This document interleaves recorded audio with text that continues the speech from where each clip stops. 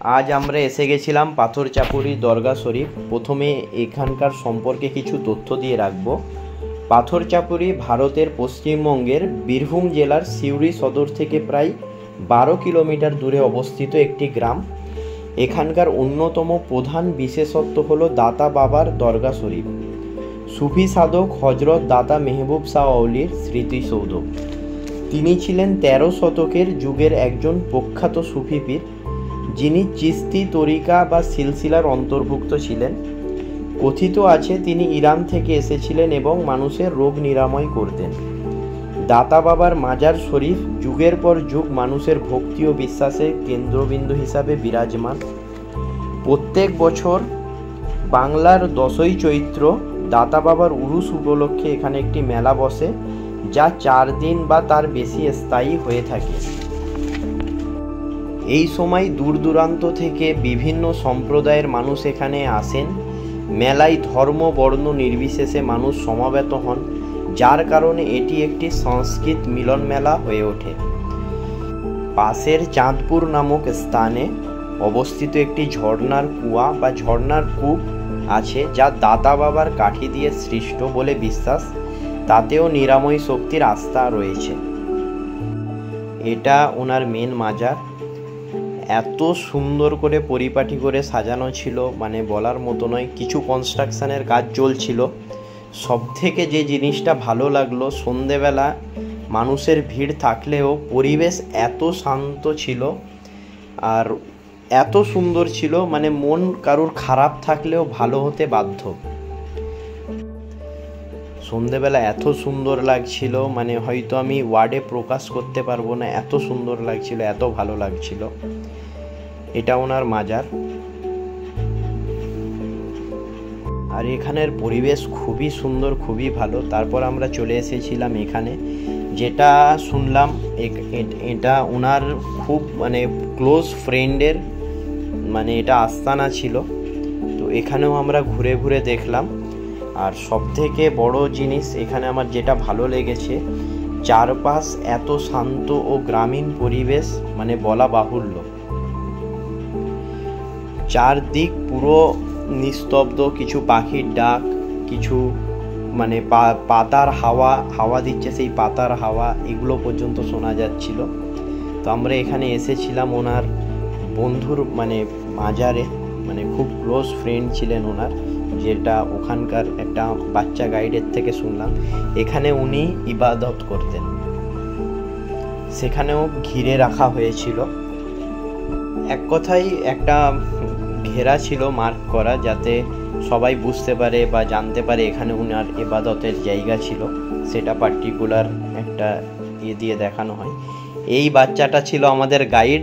আমরা অনেক কিছু জানতাম না, তো সেই আমাদেরকে ঘুরিয়ে ঘুরিয়ে দেখাচ্ছিল। বাচ্চাটা এত ভালো, মানে বলার মতো নয়। আমি আগে বলেছিলাম যে একটি কূপের কথা বা কুয়োর কথা, যেটা ওই চাঁদপুর কূপ নামে খ্যাত, যেটা দাতা বাবার কাঠি দিয়ে সৃষ্ট বলে বিশ্বাস, এবং এটি খুব সুন্দর করে কভার করে রাখা ছিল। আর আমাদের এই বাচ্চা গাইড আমাদেরকে কিছু ঘুরিয়ে দেখায়। আশপাশের বিস্তীর্ণ মাঠ, সবুজ গাছপালা, শান্ত পরিবেশ, এই ধরনের সত্যি বলতে একটা প্রশান্তির জায়গা করে তোলে। আর আমাদেরকে ঘুরিয়ে দেখাচ্ছিল কিছু পাথরে দাগ ছিল, হয়তো আগেকার দিনের কোনো শিকারি হোক বা কোনো পাথর ভাঙার জন্য হোক, কিছু দাগ ছিল পাথরে, বুলেটস টাইপের বা গর্ত টাইপের। সেগুলো এই বাচ্চা আমাদেরকে ঘুরিয়ে ঘুরিয়ে দেখালো। তো সে না থাকলে আমরা হয়তো এই জিনিসগুলো জানতে পারতাম না, বা আমাদের কাছে জিনিসটা অজানা থাকতো। এইগুলো হচ্ছে সেই দাগগুলো, গর্ত টাইপ ছিল। সে আমাদেরকে যেটা বললো যে হাতি বা কিছু আগেকার দিনে নিয়ে মানে শিকার করতো, মানে যেটা একটা চলিত বা প্রচলিত একটা হিসাবে কথা থেকে থাকে, সেই হিসাবে হতে পারে। এই বিষয়ে মানে ক্লিয়ার কিছু আমি বলতে পারবো না। তারপর আমরা এসে গেছিলাম এখানে, যেখানে দাতা বাবা ইবাদত করতেন। তো এই ইবাদতের জায়গাটা খুব সুন্দর করে পরিপাটি করে সাজানো ছিল, পরিষ্কার পরিচ্ছন্ন। আর সবথেকে বড় কথা, এত সুন্দর পরিবেশ, মানে হয়তো আমি ভাষায় প্রকাশ করতে পারবো না। এগুলো ঘুরে ঘুরে দেখছিলাম। ওয়েদারও খুব সুন্দর ছিল, আর সবথেকে বড় কথা এত বেশি গাছপালা ছিল যে জন্য সব কিছু মেনটেন ছিল, সব কিছু। মানুষ মানে মানসিকভাবে যদি অশান্ত থাকে, এখানে এসে সে মানসিকভাবে শান্ত হতে বাধ্য। আমরা পিছন আশেপাশে পুরো জায়গাটা ঘুরে দেখছিলাম। সবুজ গাছপালা, শান্ত পরিবেশ, সব কিছু পারফেক্ট, একদম মন ভালো করার একটা উপযুক্ত পরিবেশ। আর এখানে প্রতি বছর দাতা বাবার উরস উপলক্ষে খুবই বড় মেলা বসে। মেলায় বিভিন্ন ধরনের দোকান, খেলনা, খাবার, লোকসঙ্গীতের আসর হয়।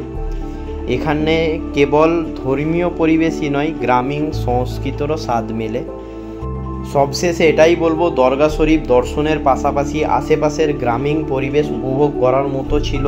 সিউড়ি শহর থেকে খুব কাছে হওয়ায় একদিনের ট্রিপের জন্য পরিবার বা বন্ধুদের সঙ্গে ধর্মীয় সাংস্কৃতিক ভ্রমণের জন্য একদম পারফেক্ট। আবার দেখা হবে পরের ভিডিওতে। আপাতত এইটুকুই, টাটা।